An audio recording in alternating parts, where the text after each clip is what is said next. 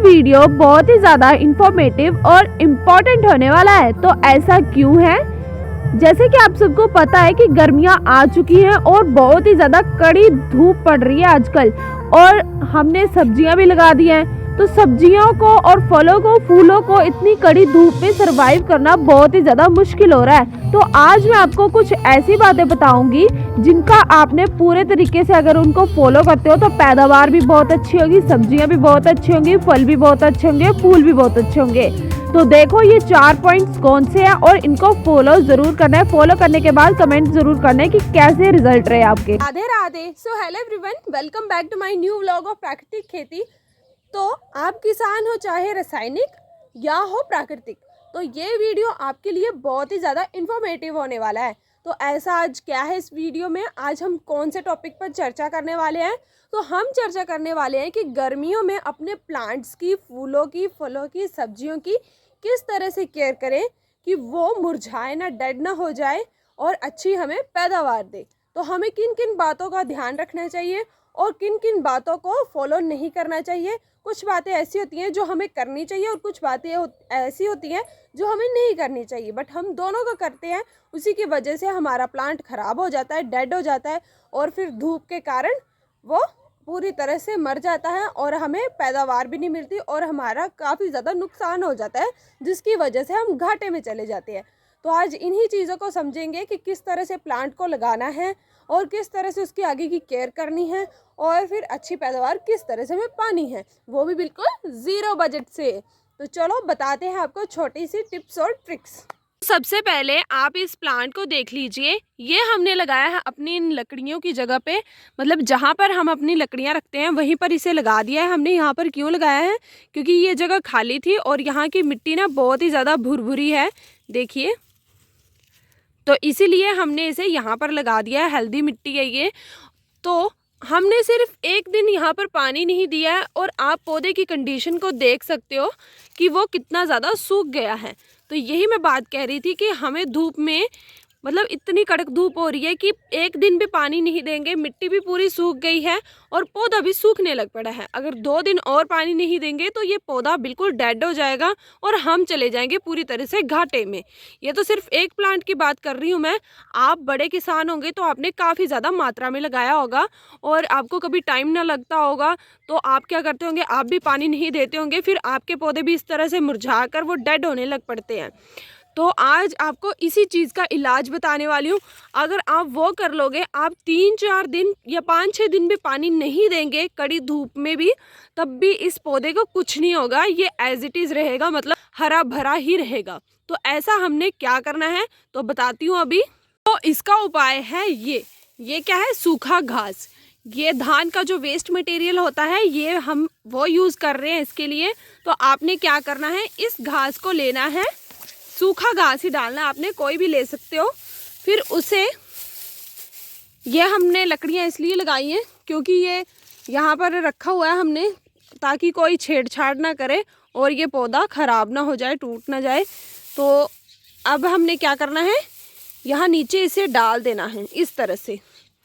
पूरे ही जो हमारा पौधा है उसके अराउंड इसी तरह से हमने इसे घास को अच्छे से बिछा देना है। ये मैंने इस ज़मीन को, इस मिट्टी को पूरा कवर अप कर दिया है, किससे? इस सूखे घास से। अब इससे क्या होगा कि जो डायरेक्ट सनलाइट थी वो इस पे गिरेगी नहीं। जब इस पे गिरेगी नहीं तो जो हम पानी देंगे उसकी स्टोरेज कैपेसिटी बढ़ जाएगी। अगर सनलाइट गिरेगी नहीं तो ये मिट्टी सूखेगी नहीं, तो स्टोरेज कैपेसिटी ऑटोमेटिकली बढ़ेगी ना। फिर आप चाहे 5-7 दिन तक पानी ना दो, एक बार अच्छे से पानी दे दो, फिर आराम से आप बिना पानी के भी इस पौधे को रख सकते हो और ना ये पौधा फिर इस तरह से मुरझाएगा। तो ये बहुत ही बढ़िया सोल्यूशन है, इसे कहते हैं मल्चिंग। तो मल्चिंग आपने ज़रूर करनी है। तो ये तो बात होगी कि हमने अपने पौधे को इतनी कड़ी धूप से बिना पानी, जब हम पानी नहीं देते हैं तो किस तरह से बचाना है। हम आगे बात करते हैं कि अगर हमने मल्चिंग भी की हुई है और हमारा पौधा फिर भी थोड़ा, मतलब उसकी कंडीशन अच्छी नहीं चल रही है, मतलब वो बहुत ही कमज़ोर है, तो उसे ताकत किस तरह से प्रदान करनी है। तो चलते हैं, अगला एग्जाम्पल देती हूँ मैं आपको किस तरह से इसे हमने स्ट्रॉन्ग बनाना है। अब हम यहाँ पर दूसरे पॉइंट की बात कर लेते हैं। तो दूसरा पॉइंट क्या आ जाता है कि हमने यहाँ पर पानी भी दिया है, हमारी मिट्टी भी अच्छी खासी है और हमारा पौधा भी अच्छा खासा है। अब इसे और ज़्यादा स्ट्रॉन्ग बनाना है हमने, क्योंकि आगे और भी ज़्यादा धूप पड़ने वाली है और हमें क्या चाहिए, अच्छी पैदावार चाहिए। तो उसके लिए हमें क्या करना चाहिए तो मैं आपको बता देती हूँ। तो उसके लिए हमें प्रयोग करना है इसका, तो ये होती है गोबर की खाद, जिसे कहा जाता है घनजीवामृत। तो घनजीवामृत का जब हम प्रयोग करते हैं तो ये क्या कार्य करता है, थोड़ा सा कार्य से भी रूबरू करवा देती हूँ। जब आप सिंपली गोबर को डालते हो तो धरती से निकलते हैं छोटे छोटे सूक्ष्म जीव, कीड़े मकोड़े जितने भी प्रकार के होते हैं, वो निकल कर वो बिल्कुल अंदर चले गए होते हैं। क्यों? क्योंकि हमने इतना ज़्यादा केमिकल डाला होता है कि वो डर कर सीधा अंदर बिल्कुल नीचे तक चले गए होते हैं। जब हम इस गोबर की खाद को डालते हैं, ये उनकी पसंदीदा होती है और इससे उनको कोई हानि नहीं होती, इसलिए वो बाहर निकल कर आते हैं यहाँ से। जैसे ये अभी मिट्टी सेट हो चुकी है ना, तो यहाँ से वो इस तरह से बाहर निकलेंगे तो शेड क्रिएट हो जाएगा। शेड क्रिएट हो जाएगा तो अंदर हवा भी जाएगी, पानी भी जाएगा, सब कुछ जाएगा जो इसे चाहिए। और अंदर तक ये जो है हमारे गोबर की खाद, ये भी अंदर तक जाएगी। उसकी वजह से क्या होता है कि ये पूरे जड़ों तक जाएगा, इसकी जड़ों तक जाएगी ये गोबर की खाद। फिर इस पौधे को जो है शक्ति मिलेगी और ये भी काफ़ी अच्छा स्ट्रॉन्ग और फलने फूलने लगेगा। तो ये काम होता है इस गोबर की खाद का। ये बहुत ही मतलब कारीगर है। आपको मैं एक एग्जाम्पल भी दिखा देती हूँ। ये जो आप अंगूर की बेल देख रहे हैं, ये हमने सिर्फ पिछले साल लगाई थी, इतनी सी छोटी सी डंडी लगाई थी। जब हमने यहाँ पर घनजीवामृत दिया है तो आप देख सकते हो घनजीवामृत देने के बाद साल में ही इतनी बड़ी हो गई है और इस बार यहाँ पर अंगूर भी लगने वाले हैं। तो इतने बड़ी बड़ी एग्जाम्पल देखने को मिलते हैं हमें, तभी मैं आपको कहती हूँ कि इसका प्रयोग ज़रूर करें। और अभी ये भिंडी हमारी बहुत ही कम है, मतलब बहुत ही छोटी सी है और मुरझाई सी है, कमज़ोर सी है और इसके ऊपर भिंडियाँ भी लगने लग पड़ी हैं। देखिए छोटी है बट भिंडी लगना स्टार्ट हो चुकी है। तो इसकी ग्रोथ अच्छी करने के लिए हम यहाँ पर मतलब 15 दिनों के बाद ज़रूर 15 दिनों के मतलब महीने में 2 बार तो ज़रूर देना है घनजीवामृत, कहीं भी, फूलों में भी, फलों में भी, सब्जियों में भी। ये बात होगी। उसके बाद तीसरा पॉइंट आपने क्या करना है, इसकी गुडाई। जैसे कि आप देख सकते हो कि अभी ये बिल्कुल सेट है, ये मिट्टी बिल्कुल सेट है। जहाँ पर अगर हम पानी देंगे तो वो सीधा बहकर नालियों में चला जाएगा। जैसे मान लो कि मैंने अभी इसकी गुडाई करूँगी, यहाँ पर देखिए मिट्टी कितनी ज़्यादा ये सेट है। जब गुडाई करते हैं तब ये जो खाद है ये भी अंदर मिक्स हो जाएगी और पानी देंगे वो भी इसके अंदर, पानी को भी ये मिट्टी सोख लेगी, जिसकी वजह से पौधा हमारा और स्ट्रॉन्ग हो जाएगा। तो ये छोटी छोटी बातें हैं, इनका ज़रूर ध्यान रखना चाहिए। तो मैं इसकी गुडाई भी कर देती हूँ अभी और खाद को भी इसके अंदर डाल देती हूँ। गुडाई की प्रक्रिया को आपने हफ्ते में 1 बार तो ज़रूर करना है, क्योंकि पानी तो हमने डेली देना होता है और खाद हमने कितने दिनों के बाद देनी है, 15 दिनों के बाद, मतलब महीने में 2 बार। तो जब हम अच्छे से गुडाई करते रहेंगे तो ज़मीन जो हमारी ये मिट्टी है ये बिल्कुल अच्छे से भुरभुरी सी हो जाएगी, जिसके कारण आपकी मिट्टी में हर प्रकार के जीवाणु जो आपकी मिट्टी को और ज़्यादा बेटर बनाएंगे वो इसमें पैदा हो जाएंगे, क्योंकि आपकी खाद बिल्कुल जो है वो अंदर तक जा रही है, जड़ों तक जा रही है पौधे के, और उससे पैदावार भी अच्छी होगी। और पानी जब आप दोगे तो भी वो भी पूरा अंदर तक जाएगा, जिसके कारण स्टोरेज कैपेसिटी भी बढ़ जाएगी, क्योंकि हमने इसमें मल्चिंग भी की हुई है, सूखा घास भी डाला हुआ है। तो ये पॉइंट्स बहुत ही ज़्यादा इफ़ेक्टिव है। अगर आप इन तीनों पॉइंट्स को अपनाते हो तो आपका पौधा बहुत ही ज़्यादा फलने फूलने लगेगा और आपकी पैदावार बहुत ही ज़्यादा बढ़िया हो जाएगी। ये हमने खुद चीज़ें अपनाई है तभी आपको बता रहे हैं। यहाँ पर देखिए मैंने पूरे बेड्स की गुडाई अच्छे से कर दी है। अब ये जो मिट्टी है वो अच्छी सी भुरभुरी सी हो चुकी है। अब हम इसमें पानी देंगे तो पानी को भी अच्छे से सोखेगा और खाद देंगे तो खाद भी अच्छे से अंदर तक इसके जाएगी। तो अब हम क्या कर देते हैं, गुडाई मैंने कर दी है, इसकी मदद से ही कर दी है। गुडाई भी आपने ज़रूर करनी है। अगर गुडाई नहीं करोगे मिट्टी सेट हो जाएगी, कुछ भी दोगे वो अंदर जड़ों तक जाएगा नहीं और ना ही आपका पौधा जो है वो स्ट्रॉन्ग होगा और ना ही उसकी पैदावार अच्छी होगी। तो उसके बाद गुडाई करने के बाद आपने क्या करना है, गोबर की खाद दे देनी है इसमें।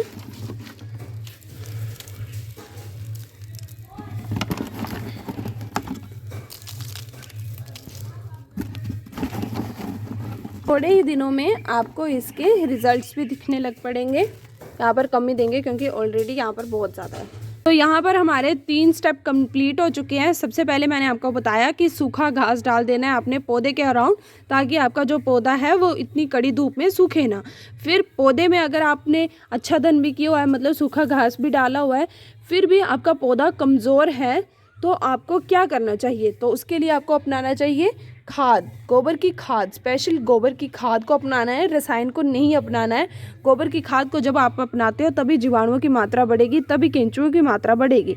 उसके बाद आ जाता है कि आप सब कुछ दे रहे हो बट फिर भी आपका पौधा स्ट्रॉन्ग नहीं है, आपका पौधा फिर भी पैदावार अच्छी नहीं आ रही है, तो आपकी जो आपको है क्या करनी पड़ेगी, अपने जो मिट्टी है उसकी खुदाई करनी पड़ेगी, मतलब गुड़ाई, ये इस तरह से, ताकि जो हर एक आप चीज़ दे रहे हो, पौष्टिक तत्व अपने पौधों को दे रहे हो, वो अच्छे से मिट्टी में जाए और फिर आपके पौधा जो है वो स्ट्रॉन्ग हो जाए। तो ये 3 पॉइंट थे। अब उससे आगे बढ़ते हैं।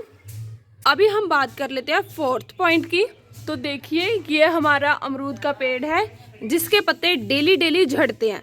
तो आप भी क्या करते होंगे कि इसे उठाते होंगे और सीधा फेंक देते होंगे कचरे में। तो आपने आज से ये बिल्कुल भी नहीं करना है।